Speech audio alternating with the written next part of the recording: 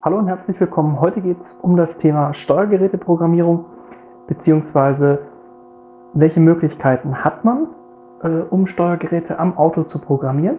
Das ist jetzt keine vollumfängliche Erklärung für alle Hersteller, sondern ich picke mir jetzt hier mal fahrzeugspezifisch bzw. herstellerspezifisch zwei Systeme heraus. Ich habe vor einiger Zeit amerikanische Fahrzeuge besessen, einen Ford Mustang und einen Chevrolet Camaro.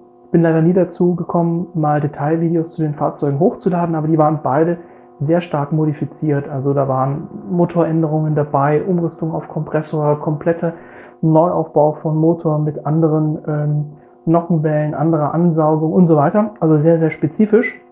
Und dann kommt man auch relativ schnell heutzutage an den Punkt, wo man sozusagen die Elektronik anpassen muss. Also sprich die Steuerung der Motorelektronik oder auch der Getriebeelektronik, sofern man denn ein Automatikgetriebe oder ein Doppelkupplungsgetriebe hat. Bei den Amerikanern waren es jetzt Automatikgetriebe, aber im Prinzip die Grundfunktionalitäten sind eigentlich bei allen Steuergeräten immer dieselben.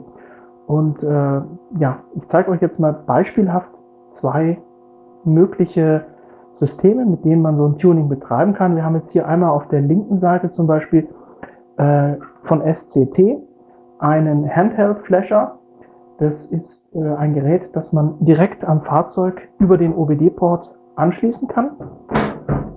Das geht hier über diesen OBD-Stecker.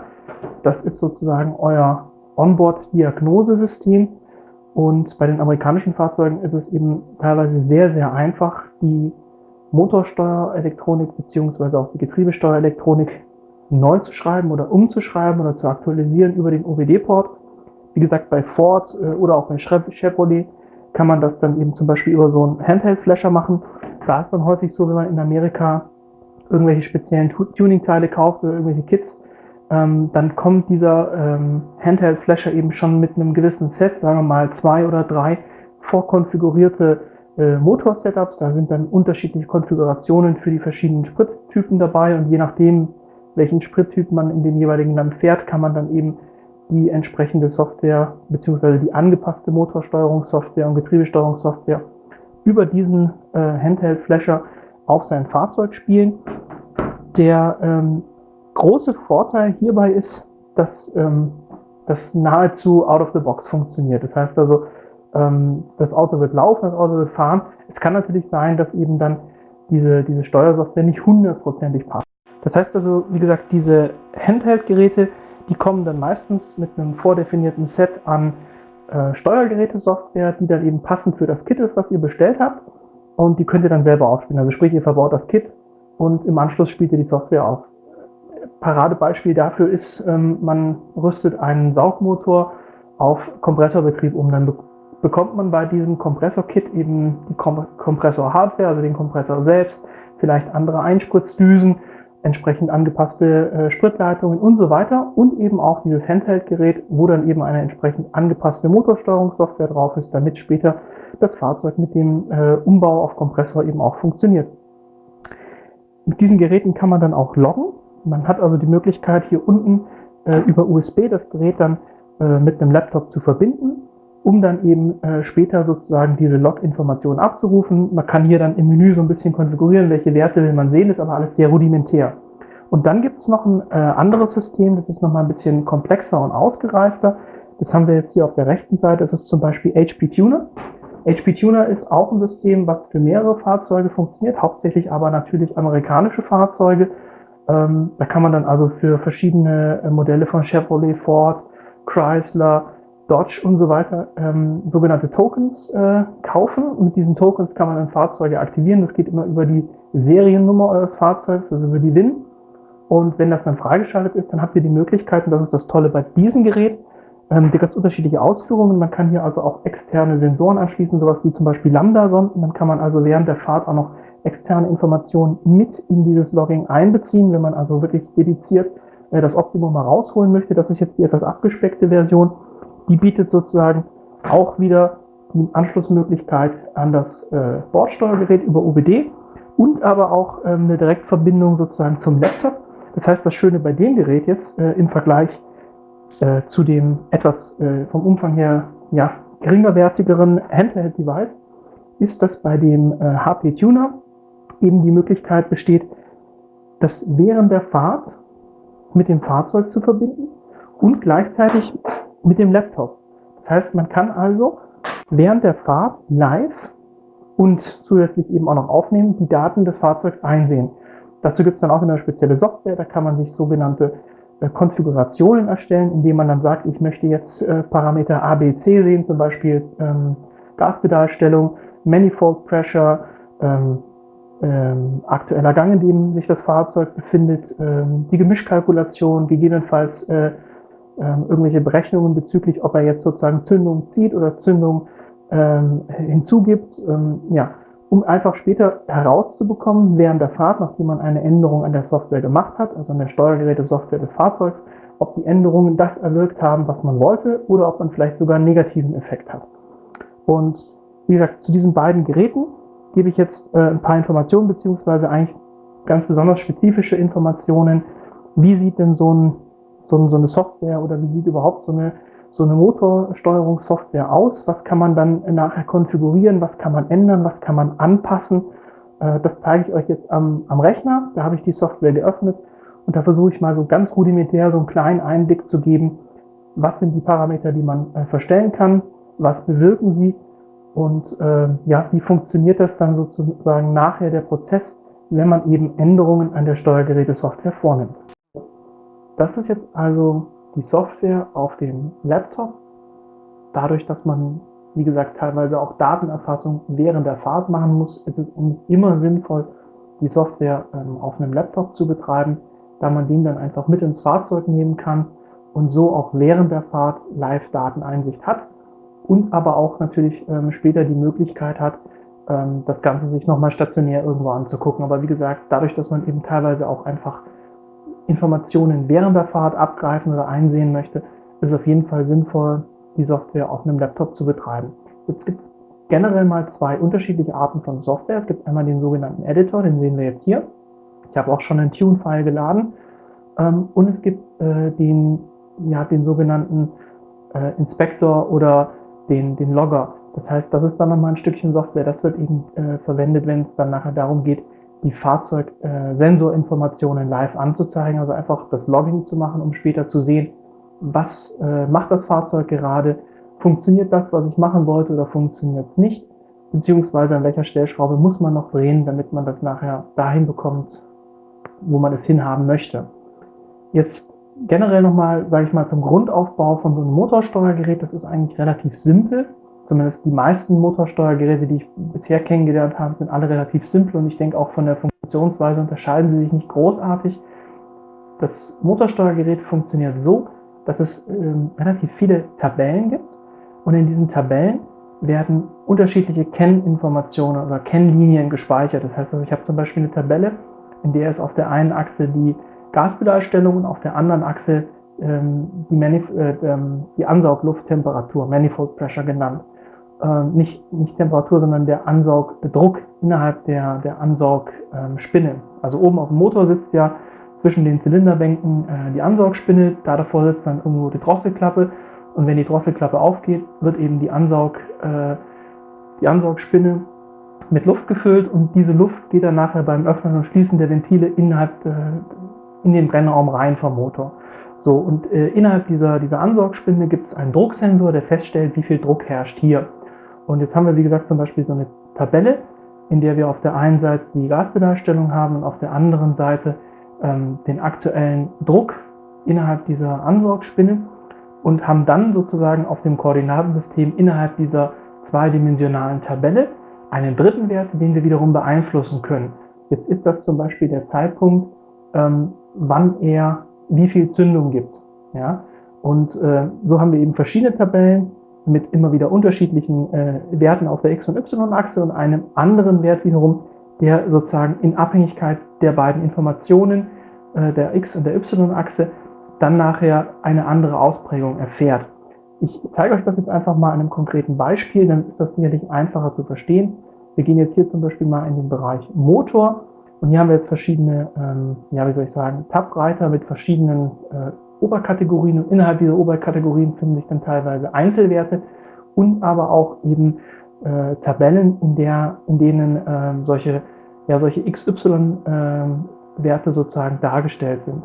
Da gehen wir jetzt mal her und schauen uns die Base Idle RPM an. Das heißt also sozusagen, in dieser Tabelle wird festgelegt, wie viel Umdrehungen hat der Motor in Abhängigkeit von Kühlmittelflüssigkeit des Motors und der Position, in welchem Gang ich mich befinde. In dem Fall wird erstmal nur ganz rudimentär entschieden, im Gang und nicht im Gang. Jetzt schauen wir uns die Tabelle an und wir sehen, hier oben haben wir einmal, wie gesagt, die Parameterachse Kühlflüssigkeitstemperatur. Das geht von dem absoluten Kaltstartbereich bei minus 40 Grad bis zu dem Bereich, wo das Auto eben entsprechend warm gefahren wurde, 152 Grad. Und auf der anderen Achse, das sind also wie gesagt einfach die Festwerte, das sind also Werte, die werden zur Kalkulation oder zur Berechnung herangezogen. Da steht dann eben einmal im Gang und eben in Park Neutral, also sozusagen Leerlauf.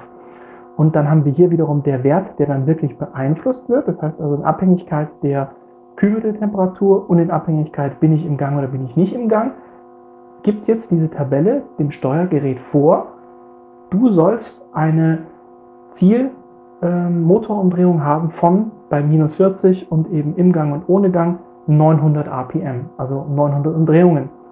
Das macht man deshalb, also diese unterschiedliche Abstufung, weil ein kalter Motor, dadurch, dass das Öl auch kälter ist, braucht er mehr Kraft, um sozusagen gegen diesen Gegendruck des Öls ankämpfen zu können.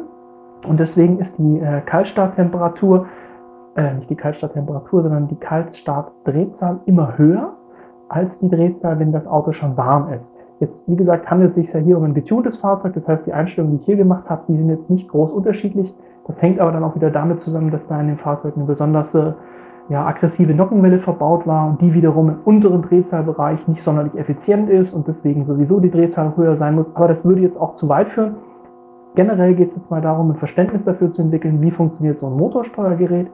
So ein Motorsteuergerät funktioniert darüber, es gibt ganz, ganz viele Tabellen, die ähnlich aufgebaut sind wie diese. Wir haben zwei Festwerte und anhand dieser beiden Festwerte, je nachdem, wie gesagt, wenn jetzt zum Beispiel 32 Grad Kühlmittelflüssigkeit und wir sind neutral, schaut eben das Steuergerät in diese Zelle, in genau diese Zelle hier, weil das dann eben beide Szenarien sozusagen abbildet, beziehungsweise eben genau die Schnittmenge ist von beiden Informationen und versucht dann diesen Wert anzuwenden.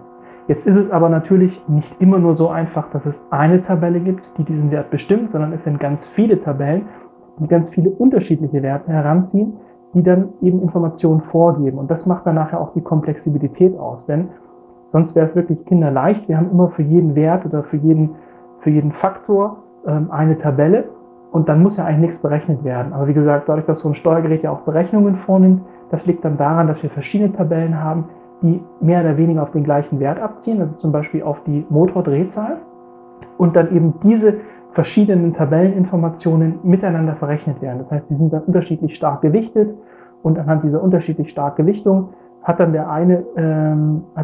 eine Steuertabelle mehr Auswirkungen oder mehr Einfluss als die andere. Und das Diffizile ist dann nachher eben auch alle diese Steuertabellen zu kennen und richtig anzupassen, damit nachher keine Diskrepanz in der Berechnung entsteht. Beziehungsweise ein Beispiel, wo eine solche Diskrepanz entstehen kann, ist eine Berechnungstabelle für die Schaltzeit eures Automatikgetriebes. Das Automatikgetriebe schaltet dann zum Beispiel, oder hat eine Tabelle, das kann ich auch mal zeigen, in der sozusagen definiert wird, wann es schalten soll, in welchem Gang.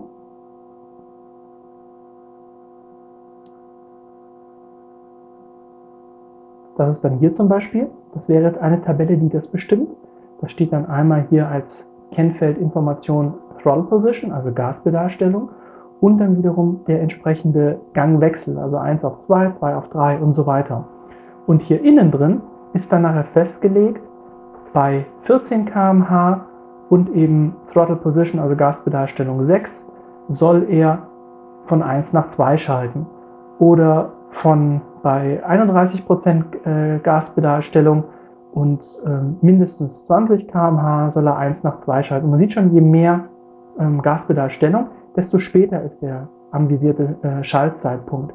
Jetzt ist aber, wie gesagt, das nicht immer so einfach, dass es nur eine Tabelle gibt, die dem Motorsteuergerät sagt, was es zu tun hat, sondern es gibt mehrere und es wird eine Berechnung angestellt. Und hier ist es jetzt zum Beispiel auch so bei den Schaltzeiten oder bei der Schaltvorgabe, wann soll das Getriebe schalten. Da gibt es jetzt nicht nur diese eine Tabelle, sondern da gibt es ganz, ganz viele andere Tabellen, auch Tabellen, in denen dann eben Druckinformationen abgelegt werden.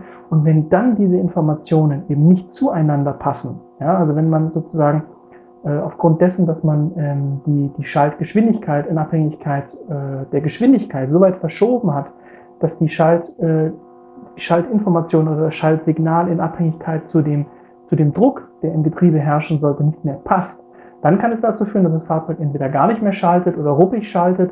Und dann, das sind eben diese Dinge, auf die man aufpassen muss oder die das dann nachher auch schwierig machen, ein Fahrzeug, was nicht mehr der Serie entspricht, richtig zu tunen, so zu tunen, dass es nachher auch funktioniert.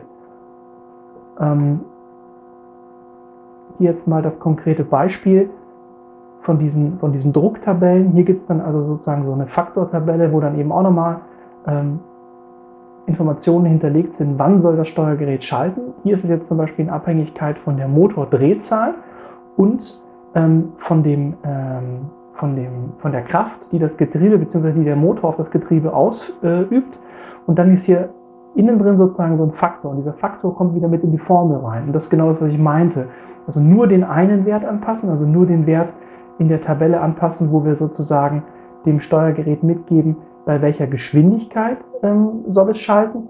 Das würde nicht reichen. Ja, beziehungsweise das könnte dann, wenn man dort zu starke Änderungen macht, in Bezug auf die Information des Schaltdrucks dazu führen, dass die Formel nicht mehr aufgeht und dann nachher der Schaltvorgang nicht mehr sauber funktioniert oder gar nicht mehr funktioniert. Ja.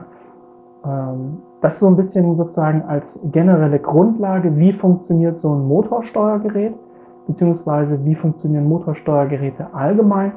Und das ist, wie gesagt, also so ein Grundprinzip von allen Motorsteuergeräten. Es gibt diese Steuertabellen, in denen eben diese Informationen in Abhängigkeit von variablen Werten, die vom Fahrzeug bzw. von den Fahrzeugsensoren erfasst werden, danach eine Berechnung finden. Und das Schöne jetzt, wie gesagt, an diesem System ist eben, dass man einerseits die Werte verändern kann. Hier ist natürlich immer empfehlenswert, möglichst wenige Werte auf einmal zu verändern, weil man so am besten herausfinden kann, ob das, was man geändert hat, auch den gewünschten Effekt hat. Mache ich jetzt 4, 5, 6, 7 Änderungen und es funktioniert am Ende nicht, ist es unheimlich schwierig herauszufinden, welche Änderung war es denn jetzt, die sozusagen den Effekt nicht erzielt hat oder welche Einstellung hat eine negative Auswirkung gehabt. Bei gewissen Werten, wie gesagt, kriegt man es über das Logging dann wieder raus. Bei anderen ist es schwieriger. Das heißt also generell ist es hier immer empfehlenswert, kleine Schritte zu machen, auch bei den Anpassungen. Jetzt, wenn man zum Beispiel, man hat eine scharfe Nockenwelle verbaut und man muss jetzt eben sozusagen mehr Sprit hinzufügen für die Verbrennung oder man muss mehr Luft hinzufügen, dann gilt es hier immer in diesen Steuertabellen kleine Schritte zu machen. Ja, im Prozentbereich, sage ich mal, von 1 bis 2%. Um dann immer langsam zu schauen, wird es besser, wird es schlechter, geht es in die richtige Richtung, geht es in die falsche Richtung. Was innerhalb dieser Software oder mit diesen Geräten auch möglich ist, ist eben auch eine Diagnose. Das heißt also, man kann die Geräte auch nutzen, um zum Beispiel Fehlercodes auszulesen. Und da sind dann oft sehr, sehr detaillierte Informationen, also nicht nur die Fehlercodenummer, eine P-Nummer mit irgendwie 3 Ziffern, sondern häufig ist dann da auch noch eine Beschreibung hinterlegt, was das gesprochen bedeutet. Und man kann natürlich die Fehler dann auch resetten. Das heißt also sozusagen, das, was sonst die Werkstatt macht, ihr geht irgendwo hin, ihr habt einen Fehlerspeicher, der muss gelöscht werden von der Werkstatt und erst dann fährt euer Auto wieder normal. Das könnt ihr dann mit so einem Gerät auch selber machen, weil es einfach sozusagen ein Must-Have ist. Wenn ihr euch jetzt hier mal verkonfiguriert oder es geht was schief und das Motorsteuergerät erkennt das dann eben und merkt irgendwo, irgendeine Formel geht über irgendeinen Grenzwert hinaus oder gibt eben keinen Sinn, dann zieht das Steuergerät bei den modernen Steuergeräten einfach immer die Reißleine und sagt, okay, ich gehe in den Motor-Schon-Modus. Der ist nochmal in separaten Tabellen sozusagen hinterlegt. Den kann man normalerweise auch nicht ohne weiteres ändern, weil das, wie gesagt, eben eine Schutzfunktion ist. Da sind dann ganz, ganz rudimentäre Einstellungen drin. Und auch die Berechnungen werden dann eben ganz rudimentär gemacht. Das ist so ein bisschen wie beim abgesicherten Modus am Computer. Wenn du den abgesicherten Modus am Computer nutzt, dann fährt der Computer mit weniger Treibern hoch, mit einer geringeren Auflösung, da macht er sozusagen so ein Minimal-Setup, aber er weiß, er funktioniert. Und ähnlich ist es eben auch bei den Motorsteuergeräten. Wenn die in den Notlaufmodus gehen, dann reduzieren die ihre Berechnungssummen. Das heißt, die nehmen weniger Steuertabellen, um sozusagen um zum Beispiel die Verbrennung im Motorraum zu steuern, einfach um auf Nummer sicher zu gehen. Das, was ich jetzt mache, ist jetzt nicht effizient, aber das, was ich mache, funktioniert und hat keinen negativen Effekt. Und das kann man eben so ein bisschen vergleichen mit dem abgesicherten Modus. Ja, das war jetzt, wie gesagt, so ein bisschen Grundinformation. Welche Geräte gibt's?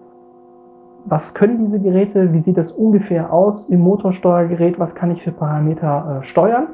Und das soll es jetzt für den ersten Wurf erstmal gewesen sein. Ich werde dann später nochmal ein zweites Video machen, wo ich ein bisschen mehr auf die Details eingehe. Jetzt zum Beispiel von dem Camaro, was habe ich da geändert? Wo waren die Schwierigkeiten? Welche Tabellen oder welche Steuergerätinformationen musste ich anpassen, um gewisse Probleme zu lösen?